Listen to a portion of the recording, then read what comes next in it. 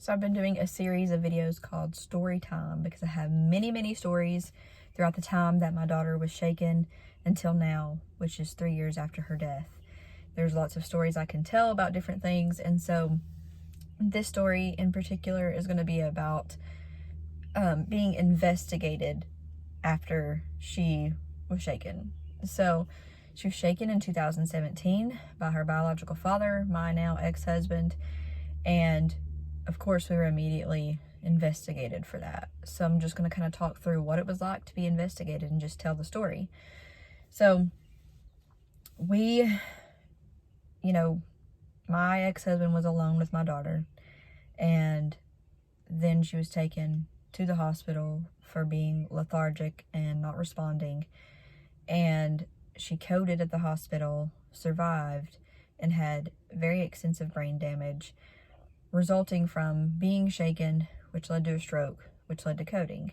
And so then the coding also caused probably further brain damage than the original shaking did. So that's just a little backstory.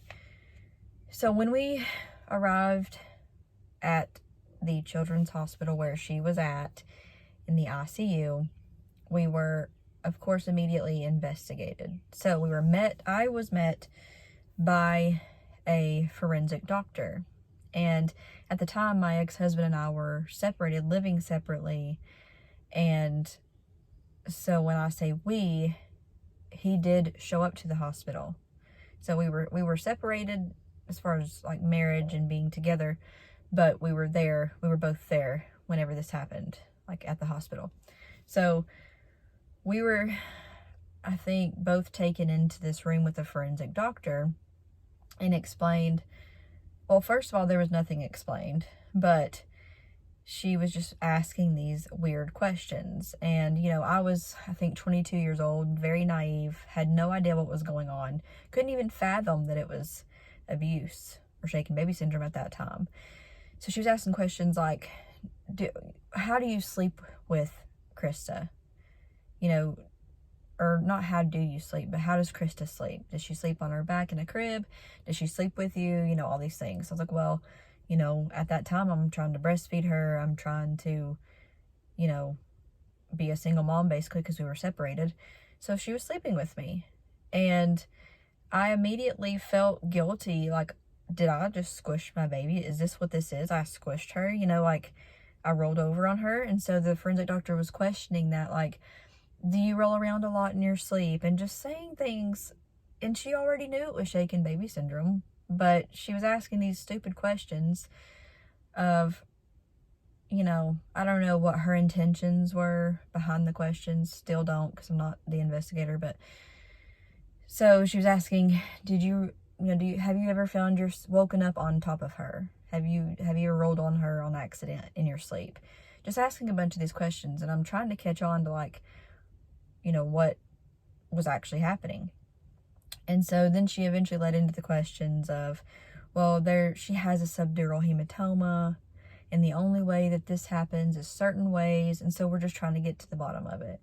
So nothing was really said about shaken baby syndrome. So finally, we get to go back and see her, walk into the room, and I ask the ICU doctor what's wrong with her, and then he's like, she has shaken baby syndrome. And that was like it.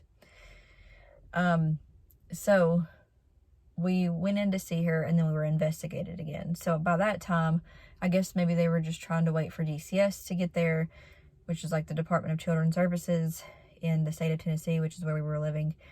And so they came in and started their own investigation. So you had the forensic doctor asking questions, and then you had the state, I guess, asking questions, the social worker with a police investigator. So they, my mom was also there, my sister was there, there was, people there because this was a emergency situation. And so we were all investigated separately.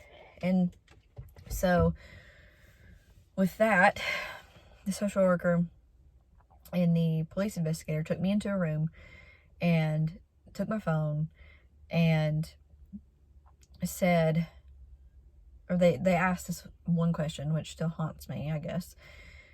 We think, or they're like, so we think that you shook Christa.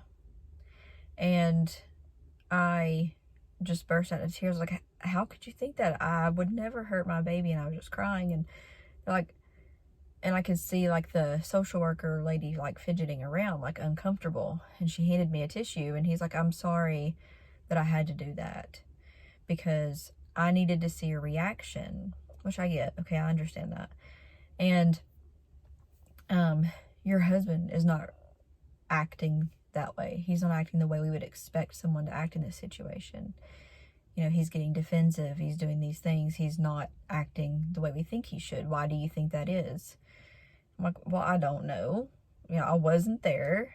We are separated. I don't know what to tell you about this. I have no idea what's going on. I had just found out that she had been shaken.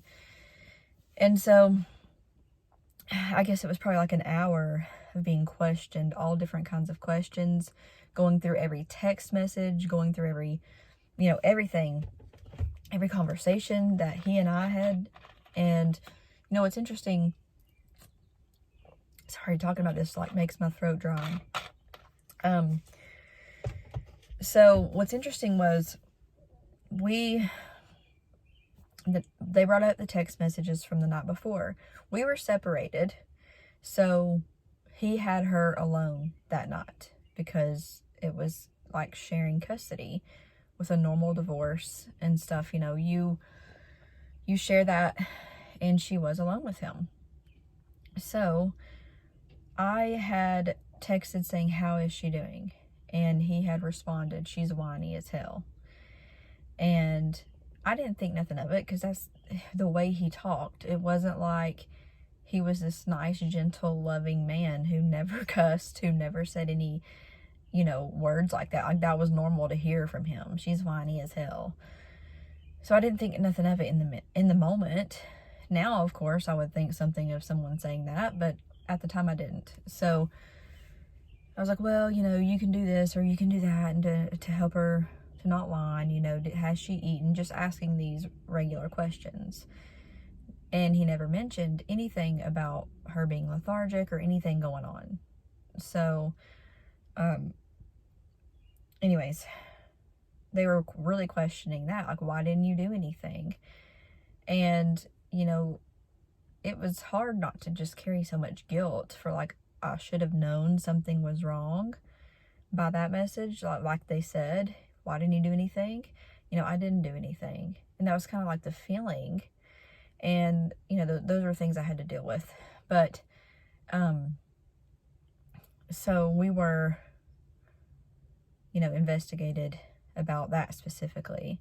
And then he, of course, lost his phone. So they couldn't get anything off of his phone because he lost it. But before he had lost his phone, they did get this video that he had taken of her basically having seizures. And he claimed that he thought it was a nightmare.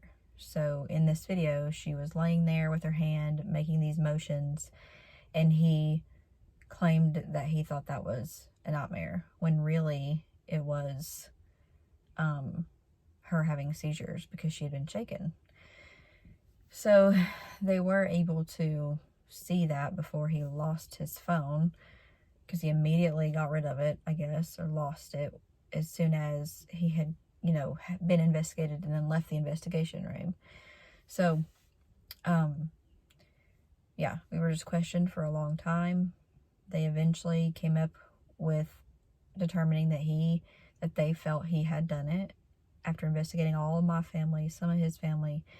And so they immediately went to the judge and got like a temporary, I don't know what you call it, court order saying to take custody from him and give it to me, and to not let him be alone with her at all. And so because of that, you know, it made things very difficult, because he couldn't help care for my older daughter, which now I see was a very good thing. I'm glad that they took that, you know, took the custody now. But anyways, So that was the gist of the investigation. We also did go through polygraph, which I did a video about that in detail of what it was like to have a polygraph test. Like, you're going from this being this innocent person who has never even, gotten in trouble really at all, especially with police, and then you're going to go be treated like a complete criminal. Like, it was a very surreal, very terrible feeling. Anyways, so that was basically what it was like to be investigated after having a child shaken. And then we went through court, which I also have done a video about that. It's in my book, Going Through Trials with God, 7 Lessons Learned Through Shaken Baby Syndrome, where I have details about that. But yeah, so this was just the story of going through that, being investigated, and I'll see you on the next video.